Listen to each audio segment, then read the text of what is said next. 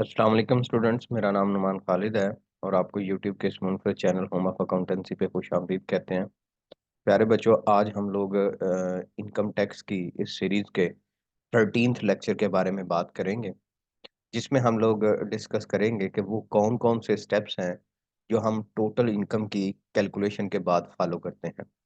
इससे पहले कि हम लोग इस डिस्कशन का आगाज़ करें, जो व्यूअर्स चैनल पे नए हैं उनसे गुजारिश है कि आप चैनल को सब्सक्राइब कर दें, नोटिफिकेशन का साइन प्रेस कर दें ताकि आपको आने वाले हर नए लेक्चर के बारे में बर वक्त इतला मौसूल हो सके।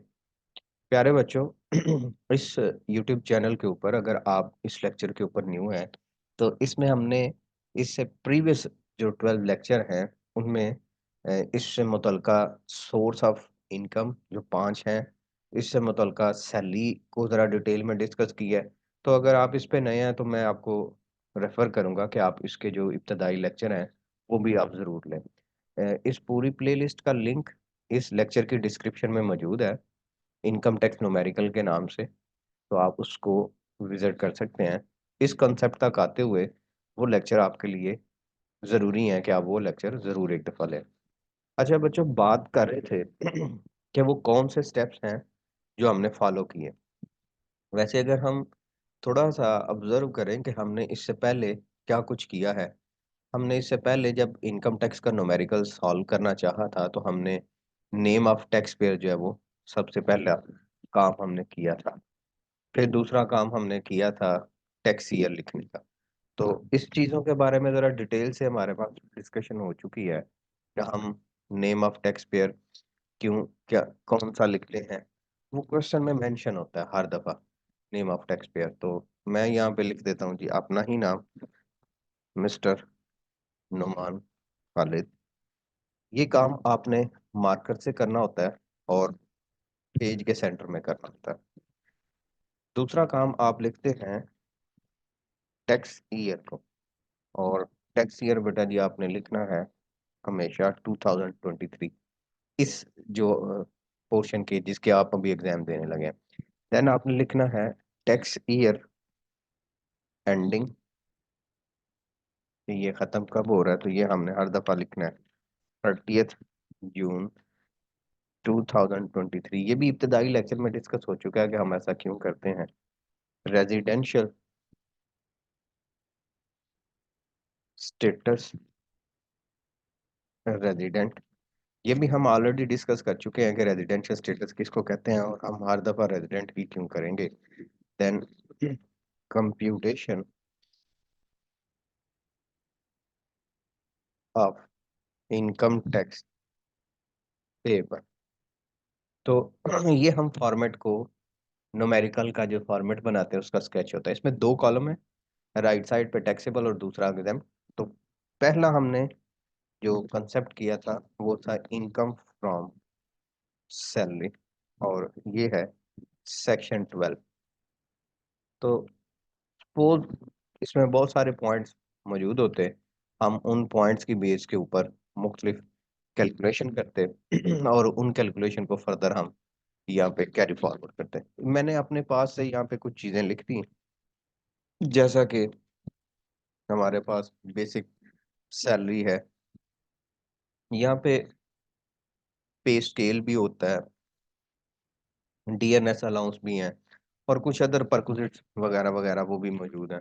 तो करते करते जो इनकम फ्रॉम सैलरी का टोटल हुआ वो लेट्स सपोज के हमारे पास 11 लाख कैलकुलेट हो गया। तो आप इस 11 लाख को आउटर कॉलम में लिख देते हैं। देन आपके पास सेकंड सोर्स ऑफ इनकम आता है इनकम फ्रॉम प्रॉपर्टी। इसके बारे में भी डिटेल डिस्कस हुआ है कि हमारे पास इसमें कौन कौन सी चीज़ें आती हैं और हम इसको किस तरह से टैक्सेबल और एग्जेम्प्ट करते हैं। अलबत्ता इसका सेक्शन 15 होता है।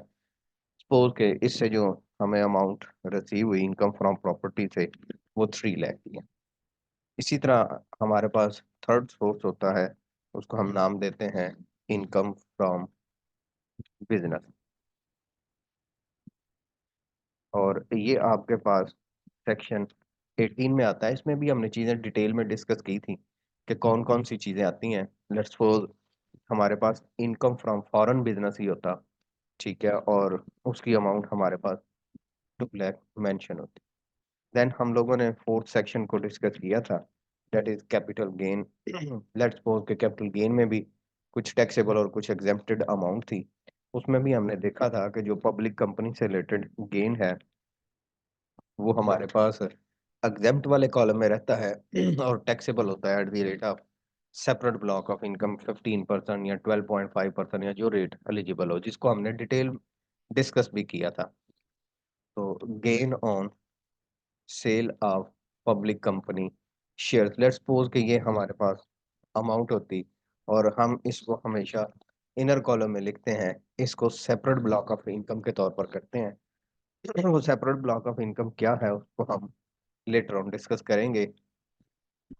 देन हम लोगों ने फिफ्थ सोर्स पढ़ा था, जो कि हमारे पास है इनकम फ्रॉम अदर सोर्सेज के तौर पर आता है, कि जो सोर्स ऑफ इनकम बेटा जी ऊपर नहीं हो सकता वो यहाँ पे होता है।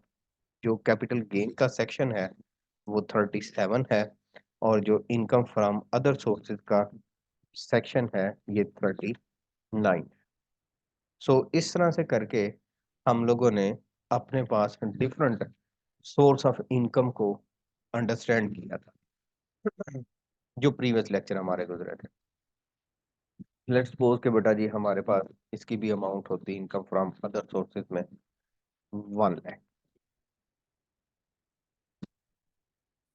आप 500 सोर्स का टोटल करें तो उसको आप नाम दे देते हैं टोटल इनकम। तो 11 3 14 2 15 और 1 16, 16 लाख। ये आपके पास बेटा जी टोटल इनकम है। मैं फिर दोहराए जा रहा हूँ बात को। Total income, total taxable income नहीं, टोटल इनकम है। आज का जो हमारा लेक्चर है वो यहाँ से ही शुरू होगा, कि हमारे वो कौन से स्टेप्स हैं जो हम टोटल इनकम के बाद फॉलो करते हैं। अच्छा मेरे बच्चों, इसमें हमने सबसे पहले डिडक्शन करना होती है। डिडक्शन 4 चीजों की आ सकती है। चारों चीजें भी क्वेश्चन में मौजूद हो सकती हैं, और इन चारों में से कोई एक भी हो सकती है। और बेटा ऐसा भी हो सकता है कि किसी क्वेश्चन में ये चारों की चारों चीजें ना मौजूद हो। पहला तो उसमें पॉइंट आता है ज़कात। ठीक है, कि हमारे पास ज़कात गिवन हो सकती है। देन सेकंड पॉइंट हमारे पास है वर्कर वेलफेयर फंड हो सकता है। ठीक है, ये 2 पॉइंट अभी हमने डिस्कस किए। दो मजीद पॉइंट हैं कि जो हमारे पास मौजूद हो सकते हैं, उनमें से एक प्रॉफिट ऑन डेट और एक ट्यूशन फीस है। अच्छा बच्चों, जब ये पॉइंट हमारे पास क्वेश्चन में मौजूद होंगे, प्रॉफिट ऑन डेट और चौथा पॉइंट ट्यूशन फी, ये बेटा जी हमारे पास क्वेश्चन में मौजूद होगी तो हम डिडक्ट करेंगे, अगर नहीं होगी तो नहीं करेंगे। लेट्स सपोज कि इन चारों में से कोई एक चीज मौजूद हो, ये चारों मौजूद हो, आप इसका टोटल करके आउटर कॉलम में ले जाते हैं और उस अमाउंट को आप माइनस कर देते हैं। मैंने ये सपोज्ड फिगर अपने पास लिखी है 50,000। आपके पास आंसर आ जाएगा एक्चुअल इनकम का। आपने क्या करना है बेटा जी, इसमें से डिडक्शंस के बाद जो हमारे पास इनकम है उसको नाम देते हैं एक्चुअल इनकम। ये है 15 लाख और 50,000। इसमें बेटा जी ऐड किया करना है हमने, add share from association of person, AOP मैंने लिखी है। इसको बोलेंगे share from association of person. ये क्वेश्चन में मौजूद होगा तो आपने ऐड करना है, अगर नहीं होगा तो नहीं करना। सपोज के हमारे पास ये फिगर होती 3 लाख, तो आप यहाँ पे इसको ऐड कर देते। अगर क्वेश्चन में loss from association of person हो तो उसको बेटा डील नहीं करना। जब आप ऐड कर लेंगे तो आपके पास टोटल टैक्सेबल इनकम जो है वो कैलकुलेट होके आ जाएगी। अब ये वो इनकम है जिसके ऊपर आपने टैक्स कैलकुलेट करना है। यहाँ तक का आपका जो न्यूमेरिकल है, वो अगर आप एनुअल सिस्टम में है बेटा जी, तो 10 नंबर का न्यूमेरिकल आप सॉल्व कर चुके हैं। अगर आपके पास सेमेस्टर सिस्टम है, आप टैक्सेशन मैनेजमेंट 1 का कोर्स कर रहे हैं, तो फिर बेटा जी आप 5 नंबर यहाँ तक कर चुके हैं। दैट्स मीन के हाफ न्यूमेरिकल आपका हो चुका है। अगर क्वेश्चन में आपके पास ये चारों चीजें मौजूद नहीं होती, तो ये जो टोटल इनकम है, इसको आप total income slash actual income का नाम दे दें। ठीक है, total income slash actual income. लेकिन ये बेटा जी उस सूरत में होगा अगर ये चारों पॉइंट मौजूद नहीं होते। लेट्स सपोज कि हमारे पास ये चारों पॉइंट भी मौजूद नहीं होते और share from association of person ये भी मौजूद नहीं होती, तो टोटल इनकम भी यही होगा, एक्चुअल इनकम भी यही होगा, और टोटल टैक्सेबल इनकम भी यही हो। तो फिर उस सूरत में, जैसा कि हमने प्रॉब्लम नंबर 1 किया था, तो ये दो इनकम के नाम लिखने जरूरी नहीं है, टोटल इनकम और एक्चुअल इनकम, आप डायरेक्ट लिख देंगे टोटल टैक्सेबल इनकम। ठीक है, तो अगर ये चार चीजें मौजूद हों लेकिन share from association of person मौजूद नहीं, तो इस सूरत में एक्चुअल इनकम भी यही है और टोटल टैक्सेबल इनकम भी यही है। सो हम कह सकते हैं कि कोई चीज मिस हो तो हम उसका पॉइंट जो है वो स्किप कर देंगे और उससे जो प्रीवियस पॉइंट है उसी को कंसीडर कर देंगे। इसके बाद बेटा जी हर क्वेश्चन में एक टेबल मेंशन होगा और हम उस टेबल के मुताबिक अपने पास टैक्स चार्ज किया करेंगे। इस पॉइंट के बाद हम जो स्टेप फॉलो करेंगे उनको आज के लेक्चर में जस्ट मैं उनके नाम लिख देने लगा हूं। फर्स्ट एक तो आपके पास आएगा कैलकुलेशन ऑफ ग्रॉस टैक्स। ठीक है, आप ग्रॉस टैक्स कैलकुलेट करेंगे कि हमारे पास ग्रॉस टैक्स कितना है। जैसा कि वर्ड है ना ग्रॉस टैक्स, तो इसका मतलब है ये प्योर शेप नहीं है, इसकी फर्दर डेवलप्ड फॉर्म या प्योर शेप हमारे पास जो है वो मौजूद होगी, लेकिन वो नेक्स्ट होगी। उसमें कौन कौन सी और चीजें आएंगी। अच्छा, मैं इसको जरा ना नंबरिंग में दे देता हूँ। ये यहाँ से ना बेटा प्रॉब्लम समझ लें या किसी चीज का ख्याल समझ लें, वो ये है कि आपके पास इसका जो अरेंजमेंट है या ऑर्डर है ये चेंज नहीं होगा। तो कैलकुलेशन ऑफ ग्रास टैक्स हर क्वेश्चन में होगी और ये यहां से परफॉर्म करेंगे। Then tax on actual income. देन आपके पास टीचर या फिर रिसर्चर की कंसेशन होगी। ये थर्ड पॉइंट था जो हम टोटल टैक्सेबल इनकम के बात करेंगे। फोर्थ पॉइंट है फॉरेन टैक्स पेड, कि आपने जो फॉरेन टैक्स पे किया होगा, फॉरेन टैक्स पेड की कंसेशन। फिफ्थ आपके पास पॉइंट होगा इनकम टैक्स क्रेडिट, या आप उसको नाम दे देते हैं इन्वेस्टमेंट इन शेयर। इसको बल्कि हम जो कमिंग लेक्चर्स हैं उसमें जरा डिटेल डिस्कस करते हैं। आप इसको यहाँ पे लिख दीजिएगा जी, एवरेज रिलीफ। ये बेटा जी एक थ्योरी का क्वेश्चन भी यहाँ से बिल्ड होता है इनकम टैक्स क्रेडिट से मुतल्का। अच्छा जी, जब आप एवरेज रिलीफ बेटा जी परफॉर्म कर लेंगे, तो फिर हम लोग जाएंगे अपने पास सेपरेट ब्लॉक ऑफ इनकम को। तो वो जो कैपिटल गेन में हमने एक पॉइंट लिखा था ना, gain on sale of public company share, वो आप यहाँ पे परफॉर्म करेंगे।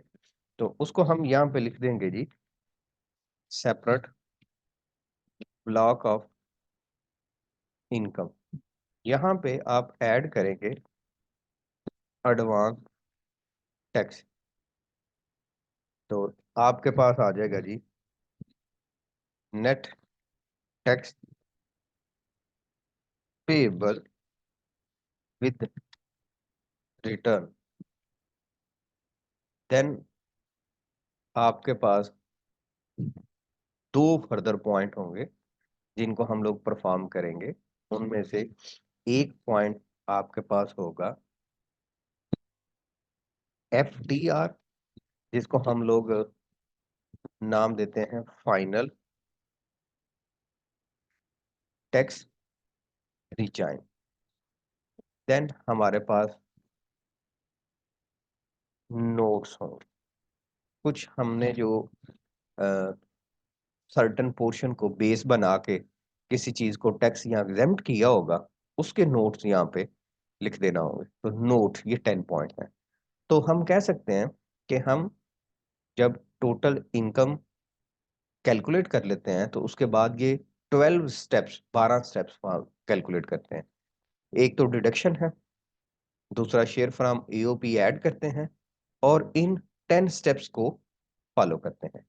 ये 10 स्टेप्स क्या हैं, किस तरह कैलकुलेट किए जाते हैं, और इसमें कौन से पोर्शन को हम स्किप कर सकते हैं, ये हम इंशाल्लाह नेक्स्ट क्लास में डिस्कस करेंगे।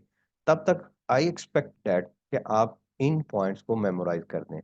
इनमें से ऐसा नहीं हो सकता कि हम ग्रास टैक्स कैलकुलेट किए बगैर फॉरेन टैक्स की कंसेशन पे चले जाएं, या फॉरेन टैक्स की कंसेशन किए बगैर एड एडवांस टैक्स पे चले जाएं।